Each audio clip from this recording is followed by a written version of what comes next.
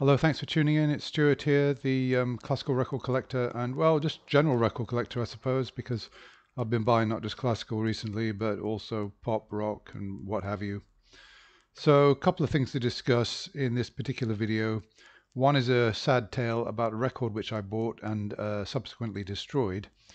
And the second one is I'm going to be just talking about some records I listened to recently, including my first experiences of listening to 45 RPM 12-inch singles on my Riga 2. And I'm also going to be talking about why my love affair with Spotify seems to be over. So anyway, let's get going. First of all, I did a video a few days ago on a reasonable haul that I had from a charity shop. I got quite a mixed bag there, and one of the records I bought is this. Okay, for £1. Yeah, should make you happy, shouldn't it? Wideband groove.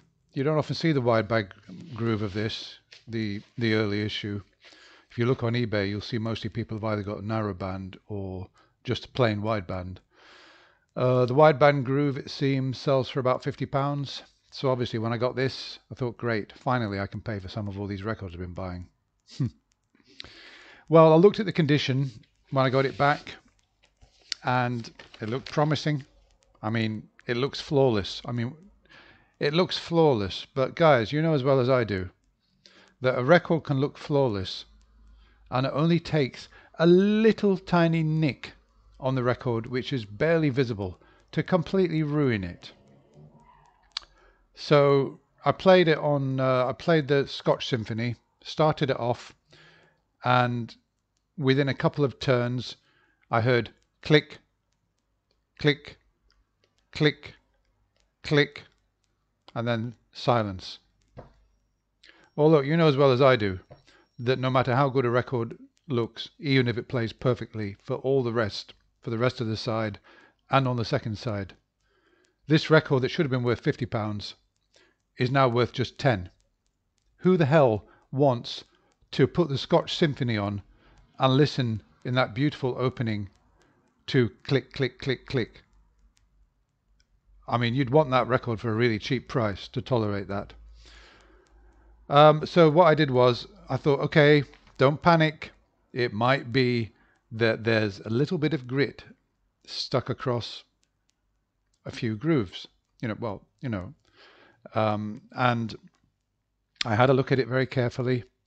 My heart sank when I saw that it wasn't just, there's like a little tiny mark which runs across, maybe sort of 2 millimeters of the record towards the center, like a sort of vertical mark. And the first part of that mark looks like a kind of white speck. And that is where the click is happening. So I immediately, with my fingernail, tried to dislodge it. But something told me that this was actually permanent damage. It wasn't like there was a little piece of grit in there. I hope there would be, but it wasn't. That somebody had mishandled this record and caused this problem. And it could have been that, there would be a click lasting for 2 minutes. As it was only 4 revolutions, but it's enough, in my view, to destroy the record, to make it virtually sort of unsaleable. So I thought, well, I've got nothing to lose by trying to do something about it. Now, I've got an old trick it's worked now and again, but more often than not, to be honest with you, it doesn't work. But with a record that is kind of ruined anyway, it's worth trying. So I've got some Brasso, which in the past I've managed to improve a loud click and turned it into a quiet click with Brasso, just very gently rubbing on the affected area. I mean, you can say, oh, you're destroying the record. I mean, the record's already destroyed. It's already destroyed. So, you got nothing to lose. So I very carefully with the Brasso, rubbed it on the affected area. Tried to rub it just on that little part. And then I washed it, I dried it, put it on. What have I got now? Yeah, I smoothened out the click, so now it's not like a loud click. Instead, I've got a click which is about half the volume, but it now sounds for about 10 revolutions. So I've kind of traded one problem for another, and I've given up now. I'm not going to waste any more time on this record. I mean, I think that maybe the Italian symphony plays well enough, I suppose. So I don't know what I'm going to do with it, because I wouldn't I wouldn't bother listening to the Scotch symphony with that noise at the beginning. I don't know what I'm going to do. So, well, that's disappointing. What can I say? It's tough luck, because all the other records that I got that day, they seem to be in pretty good condition. So, yeah, ruined record. And what can I do about it? Yeah, okay, let me just go through some of the other records I listened to. And so I've got this one here. I think I showed it. And it's a blue vinyl record. It sells for about £15 on eBay. I've listened to it a bit. It's quite nice music. It's not really quite my cup of tea. So I don't know. I might try and sell that one.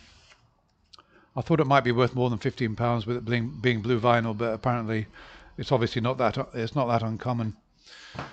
But let me just talk about the 33s first before I talk about the 12-inch records. So this is quite a nice one, Stevie Nicks. It needs a bit of a clean, otherwise it's in very good condition, and it sounds nice. It sounds pretty good. It's got a very attractive label. Yeah. It sells for about £10 on eBay. It's not that uncommon. I wouldn't be able to sell this because it's got some sticker damage, which you can probably see there. Yeah, somebody's put a sticker there, and it's covering up, it's covering up from damage from when a sticker has previously been removed. It's okay. That's a nice record. I'd like to keep that. Anyway, so what else have we got? Oh yeah, the Beach Boys. Right. Well, to be honest with you, I've never really rated the Beach Boys too much. I know a few of the songs like Good Vibrations, Surfing USA, Fun, Fun, Fun. And then I put this on, 20 Golden Greats. I listened to both sides, and actually the Beach Boys are pretty good. They've got this real kind of fun vibe, this real kind of, sort of, music that just makes you feel good when you listen to it. I mean, not all of the tracks. Some are better than others. But, I mean, for example, one song that I really like here is Sloop John B. I really like that one. There are quite a few really good songs on here. Out of the 20 odd, I'd say a good half a dozen are songs that I really like. There's the one that begins, I walked up to her and asked her if she wanted to dance. I didn't know that was the Beach Boys. I know the song, and when I heard it, that's a great song. I really like that song. So, yeah, I mean, I still don't think they're as good as the Beatles. I mean, I just don't. But I'm quite a big Beatles fan. So, no, but the Beach Boys are good. I really enjoyed listening to that. Now. I was moaning about 12-inch singles, saying, oh God, I've got a Riga. It hasn't got a 45 selector. So I'm going to have to take the platter off and swap the belt and put it on the, what is it called? Pulley wheel. I'm not too sure what the technical word is for it. But the belt from the motor goes around, is it a capstan? Is it called a capstan or something? So there are two of them. One is for the 33, and then the other one, the larger one, is for the 45s. So I changed it. Actually, it was easier to change than I thought it would be. It's a piece of cake. But still, you've got to take the platter off to change it.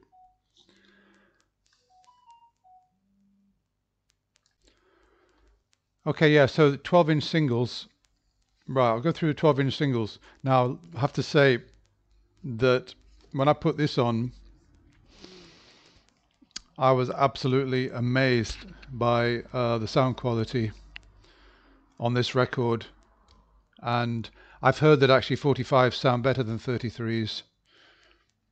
And I can believe it. I mean, this sounds absolutely stunning, unbelievable. It's absolutely incredible. I mean, the bass is so tight and perfect, and everything just sounds absolutely superb. This record as well, the instrumental version of When the Going Gets Tough, is just, I mean, to be honest with you, it just blows away what I've heard on Spotify. And okay, I know that other people will say that I should get lossless streaming sound and everything, but I mean the quality on these 45s is just unbelievable. And this one as well, fantastic. And this, I don't know this artist, that's quite a good record. I quite enjoyed listening to that. So yeah, I was amazed at the sound quality on the 45s. And really, I haven't even got that brilliant a system. I've got LTAC speakers, a Cambridge audio amplifier, a Riga 2 with the bottom of the line cartridge. Goodness knows how this lot would sound on, really top quality equipment. But it's fantastic. Yeah, so Spotify, I was raving about Spotify, the choice and how good it is and everything, but I don't know. I don't really somehow now seems drawn to Spotify. It's good for listening to my playlist, maybe in the car, but all this huge choice and everything, for some reason, I'm not too sure why, but I haven't listened to it for several days. I've not been drawn to come back to it. And I've been listening to one record after another. The thing about vinyl, the reason I'm a vinyl fan is that everything seems absolutely right when I'm listening to vinyl.